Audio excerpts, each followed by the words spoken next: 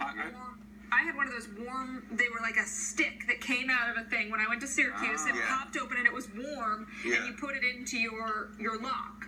And it defrosted the lock, but I mean, you're going to need a billion of those. Yeah, I guess if you left it running for a long, long time with the heater at full blast, maybe you could get somewhere, but you're right, you got to get into it first of all.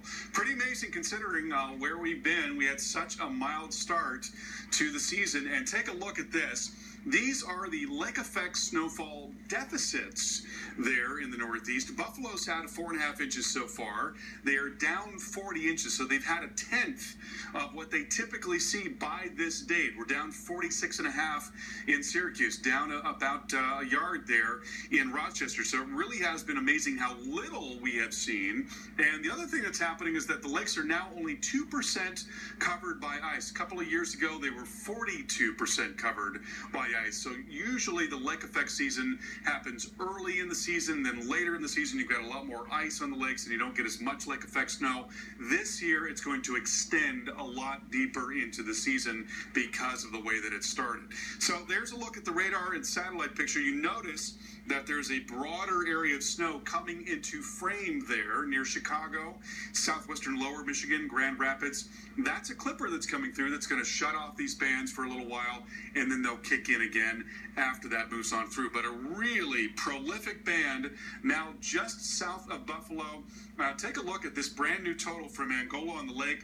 20 inches of snow there, and the snowfall rates are likely on the order of about 2 to 3 inches per hour. Still really, really heavy in Hamburg. I'll tell you, we were looking at the traffic maps here just a moment ago, and in all of these areas around the band where it's darkest, it's all red.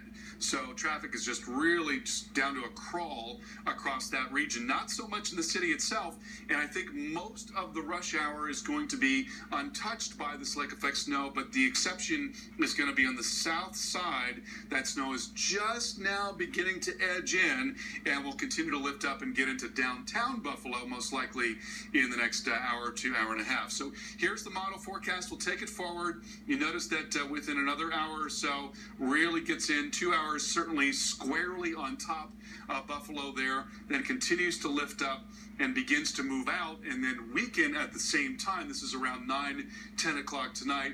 Then it comes up towards Niagara and St. Catharines, and then really starts to peter out, getting into the late night, early morning hours. Now, beyond that, we'll watch the clipper come through. We see a large area of light snow with that, and then behind that, lake effect snow sets up once again. So by tomorrow afternoon, it's coming down again in Buffalo. So all told, we think through the next few days, as the lake effect continues, very sizable area of a couple of feet of snow there in western New York, northwestern PA, Chautauqua, Cattaraugus counties, also into Erie County, Geauga County. It's going to be a lot of snow. We're really going to make up a lot of those snowfall deficits. Here, too, amazing band now coming into the Tug Hill Plateau across 81. In Lowville, we had 21 inches, 18 to 24 from 9 a.m.